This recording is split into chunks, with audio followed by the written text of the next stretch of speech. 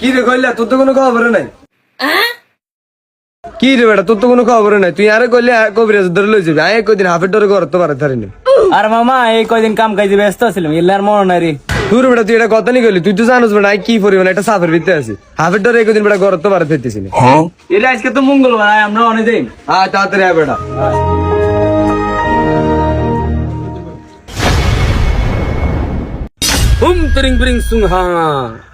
বল বৎস, তোর সমস্যা কি?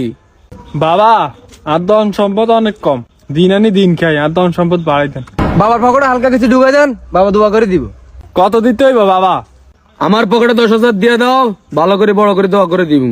বাবা আর ধরে তো এত টিয়া নাই, এত টিয়াই কই হই। বাবা এক কথার মানুষ, এত কথা কম যাইতো না। 10,000 থাকলে দিয়ে দেন, না থাকলে জান কি। বাবা হাতে তো এত টিয়া নাই, দিন আনি দিন খাই, 10 টিয়া আছে নিবেন নি, নাহলে যাই গে।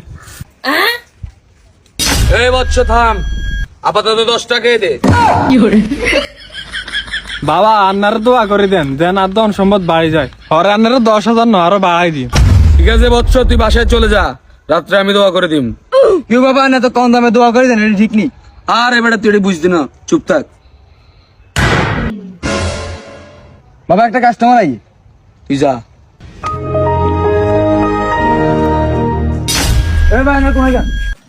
কোনায় যাই মানি, আমরা বাবার কাছে যাই। বাবার কাছে দাম যাইতো না, বাবার কাছে প্রচুর কাস্টমার। কো ভাই, বাবার ধরে তো একজনও নাই।